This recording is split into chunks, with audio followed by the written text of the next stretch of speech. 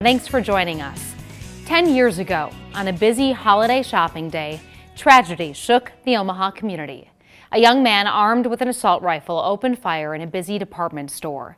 Tuesday marks 10 years since the Maur shooting.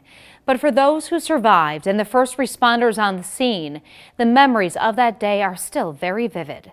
Omaha World-Herald visual journalist Ray Mintz has their story.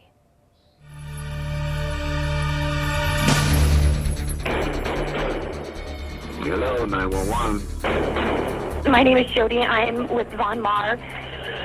Yes. And I have people who are down and injured who've been shot. At around 1:42 that day, a 19-year-old kid who had a history of a mental illness and was kind of a disaffected kind of dropout walked into the store with a high-powered rifle, had 2 clips of ammunition. 6 minutes later, police say Hawkins returns armed with an AK-47.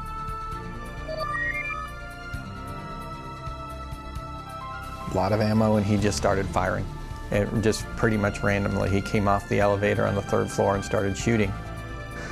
When I first entered, I was greeted by a number of victims. They weren't shot, but I would still call them victims, who barreled past me with ashen faces, tears streaming down their faces, very clearly frightened, probably to an extent that they'd never experienced in their lives. It was very eerie. I saw signs of human life, but no human life. I saw a baby stroller that had been abandoned with no baby in it, of course. I saw a woman's handbag lying on the floor.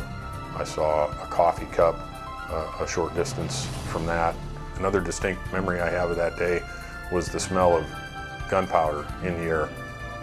Eerily juxtaposed with that distinct smell of gunpowder was Christmas music playing through the store, through the PA, through the speaker system. 911, what's your emergency? Started just firing randomly. And then went to the customer service department and started and shot multiple people there. My colleagues told me to get down, that someone was shooting. I hid behind a large gift wrap counter. I looked out into the store and I saw a young man. I partially stood, and at that time he fired in my direction, and I was hit in the upper right arm, the upper right shoulder. And I began to see that I had been hit and that I probably was losing my lifeblood.